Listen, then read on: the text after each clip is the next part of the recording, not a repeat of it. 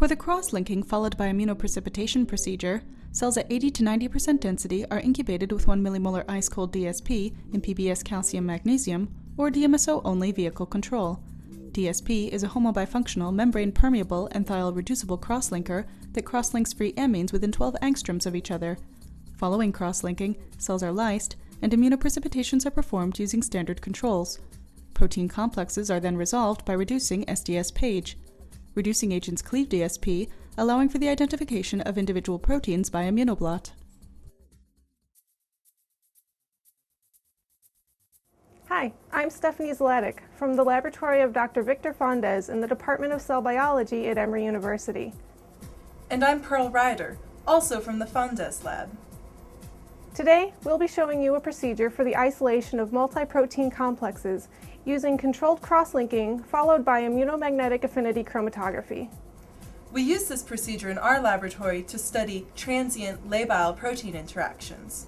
So, let's get started.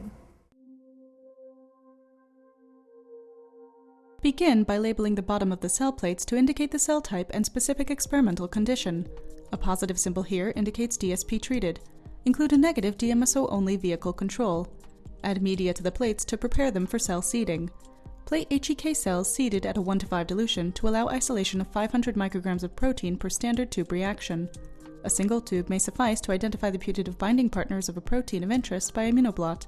For mass spectrometry analysis, increase the number of standard reactions at least 10 times. Also prepare stocks of most of the solutions used in the cross-linking experiment. These include PBS supplemented with 0.1 millimolar calcium chloride and 1 millimolar magnesium chloride, termed PBS calcium magnesium. The addition of calcium and magnesium ions is critical for adhesion of cells to the culture plate during the course of the experiment. Store the solution at 4 degrees Celsius. Other stocks include crosslinker quenching solution, 50x complete protease inhibitor cocktail, which is vortexed every 20 minutes until the pellet is dissolved, 20% Triton X100, which is stored at 4 degrees Celsius and should be used within 1 month, and 10x and 1x buffer A solutions. Prepare and store all the solutions as detailed in the accompanying written protocol. Finally, prepare the lysis buffer, made up of 1x buffer A plus 0.5% Triton X100, and immunomagnetic precipitation buffer, or IP buffer, made up of 1x buffer A plus 0.1% Triton X100. 1 to 2 days after plating, the cells are 80 to 90% confluency, which is optimal for cross-linking. In high confluency conditions, cells tend to pile on each other, leading to a decrease in the accessibility of the cell-permeable cross-linker to all cells. Place the plates back in the incubator until ready for cross-linking.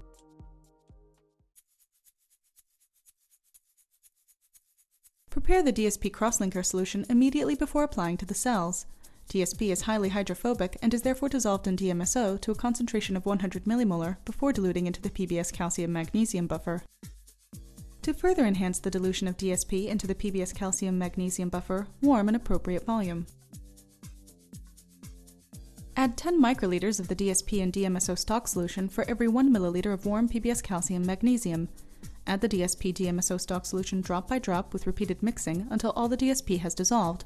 Also prepare a vehicle control solution of 10 microliters of DMSO for every milliliter of PBS calcium magnesium. After diluting the DSP, keep all the PBS calcium magnesium solutions in an ice water bath for no longer than 10 minutes. Next, prepare an ice water bath that will hold all the plates used in the experiment. Proceed to take the culture plates containing the cells from the 37 degrees Celsius incubator and place them immediately into the ice water bath. Wash the cells twice with ice-cold PBS calcium magnesium using the same volumes prepared previously for the incubation with the crosslinker.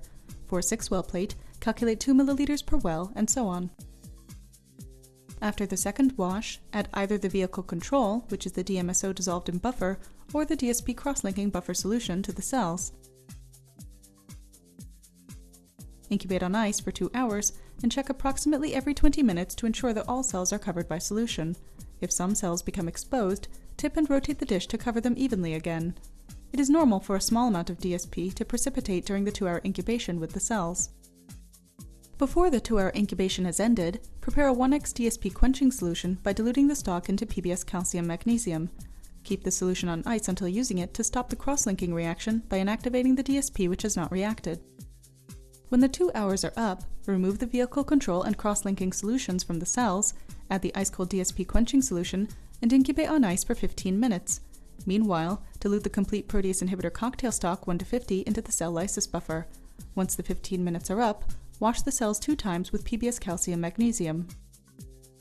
Then add the lysis buffer containing the protease inhibitors to the cells and rock at 4 degrees Celsius for 30 minutes.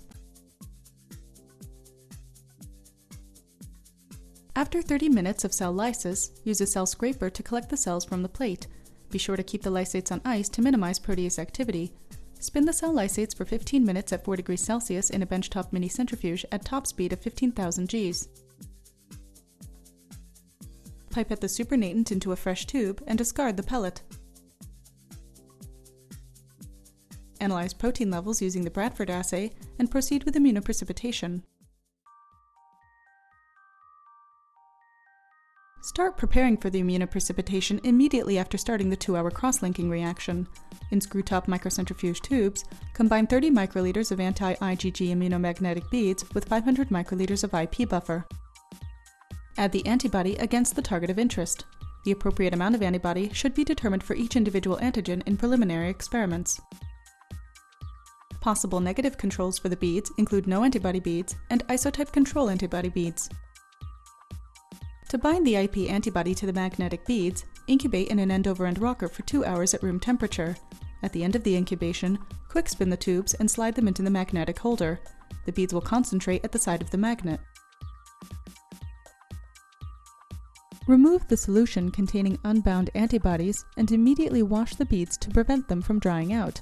After 2 washes, add 500 microliters of 1 microgram per milliliter of DSP negative or DSP positive cell lysate to the appropriate tubes. A peptide competition negative control can be prepared at this stage by adding the immunogenic peptide, at a concentration determined in preliminary experiments, to the lysate bead mix. Another possible negative control prepared at this stage is a buffer-only or lysate-free reaction, prepared by adding 500 microliters of lysis buffer only to the beads. Gently resuspend the beads for the experimental and control reactions. Do not vortex, as this will cause the beads to break. Incubate at 4 degrees with end-over-end rotation for 2 hours. At the end of 2 hours, remove the lysate using the magnetic holder, quick spin, and wash the beads for a total of 6 times with 1 milliliter of IP buffer, incubating each wash at 4 degrees Celsius for 5 minutes. To elute the bound complexes, add 1x gel sample buffer to the IP tube just above the bead pellet to pool the beads at the bottom of the tube. Gently tap the bottom of the tube to get all of the beads resuspended in the gel sample buffer. Alternatively, for immunoaffinity isolation, add 30 microliters of buffer A supplemented with the immunogenic peptide to the beads. The required concentration of the immunogenic peptide is determined empirically after testing a range of 10 to 200 micromolar. Incubate the beads at 4 degrees for 2 hours. Tap the tubes every 30 minutes. Use the magnetic holder to remove the 30 microliters containing the eluted complexes and save in a clean tube.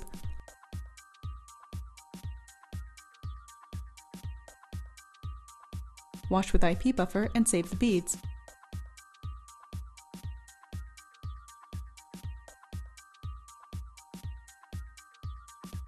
Add 1x gel sample buffer to the beads.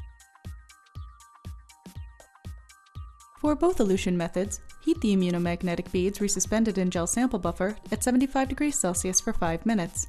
In addition to denaturing the proteins, this step will also cleave the DSP molecule, allowing for resolving the individual proteins in the complex. Run the samples on an SDS page gel for Western blotting. The emptied immunomagnetic beads can be repelleted by centrifugation and removed from the sample with the magnetic holder prior to loading. If the immunoaffinity eluate is free of IgG, both by protein stain of SDS page or by immunoblots, it is suitable for mass spectrometry. Here is an example of a Western blot of material from cross-linked and non-cross-linked cell lysate followed by immunomagnetic precipitation using a monoclonal antibody against the AP3 subunit delta.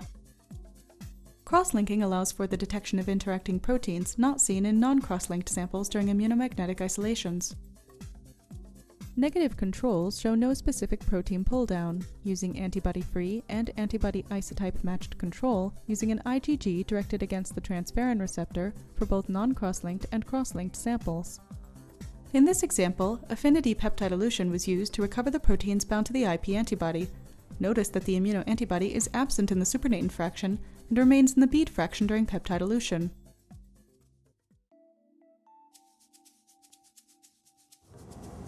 We've just shown you how to isolate labile multi-protein complexes using the chemical crosslinker DSP, followed by immunomagnetic affinity purification. When doing this procedure, it's important to keep cells, solutions, and lysates chilled to maintain labile interactions during cross-linking and to minimize protease activity. So that's it. Thanks for watching and good luck with your experiments.